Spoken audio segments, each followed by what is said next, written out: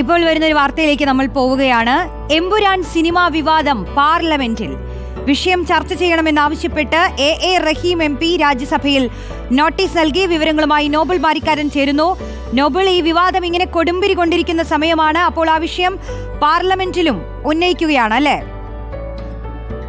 തീർച്ചയായും റോഷ്നി, എമ്പുരാൻ വിഷയം വലിയ വിവാദമായി സംസ്ഥാനത്തും രാജ്യത്തിന്റെ വിവിധ ഭാഗങ്ങളിൽ നിൽക്കുന്ന പശ്ചാത്തലത്തിലാണ് ഈ വിഷയം പാർലമെന്റ് ഉന്നയിക്കാനുള്ള തീരുമാനം ഇപ്പോൾ ഉണ്ടായിരിക്കുന്നത്. എ റഹീം MP ആണ് ഇപ്പോൾ ഈ വിഷയം പാർലമെന്റിൽ ചർച്ച ചെയ്യണമെന്ന് ആവശ്യപ്പെട്ടുകൊണ്ട് നോട്ടീസ് നൽകിയിരിക്കുന്നത്. ചട്ടം 267 പ്രകാരം നടപടികൾ നിർത്തിവെച്ചുകൊണ്ട് ഇതുമായി ബന്ധപ്പെട്ട വിഷയങ്ങൾ, പ്രത്യേകിച്ച് ഈ ആവിഷ്കാര സ്വാതന്ത്ര്യ കടന്നുകയറ്റം, അതോടൊപ്പം തന്നെ ഈ സിനിമയ്ക്ക് പിന്നാലെ സിനിമയിലെ നടൻ, അതോടൊപ്പം തന്നെ സംവിധായകൻ അടക്കമുള്ള ആൾക്കെതിരെ നിരന്തരം തുടരുന്ന സൈബർ ആക്രമണം, അതോടൊപ്പം തന്നെ സംഘപരിവാറിന്റെ ആക്രമണം അടക്കമുള്ള വിഷയങ്ങളിലേക്ക് ചർച്ച പോകണം എന്നാണ് ഇതിൽ നോട്ടീസിൽ പറയുന്നത്. എന്താണെങ്കിലും ഈ വിഷയം ഇന്നിപ്പോൾ രാജ്യസഭ പരിഗണിക്കുമോ എന്ന കാര്യത്തിൽ ഒരു തീരുമാനം 11 മണിയോടെ ഉണ്ടാകും. എന്താണെങ്കിലും സാധാരണഗതിയിൽ പ്രതിപക്ഷം നൽകുന്ന നോട്ടീസുകൾ ഒന്നും പരിഗണിക്കുന്നത് പതിവില്ല. പക്ഷേ ഈ വിഷയം സഭയുടെ ശ്രദ്ധയിൽ കൊണ്ടുവരുന്നതിന് ഈ നോട്ടീസ് സഹായകരമാകും എന്ന കാര്യത്തിൽ യാതൊരു സംശയവും. പ്രത്യേകിച്ച് RSS മുഖപത്രം ഓർഗനൈസർ അടക്കം നിരന്തരം ഈ സിനിമയുമായി ബന്ധപ്പെട്ടുകൊണ്ടുള്ള ലേഖനങ്ങൾ, അത് പൃഥ്വിരാജിനെതിരെയാകട്ടെ, അതല്ലെങ്കിൽ മോഹൻലാലിനെതിരെയാകട്ടെ, മുരളീഗോപിക്കെതിരെയാകട്ടെ, ഇത്തരത്തിൽ നിരന്തരം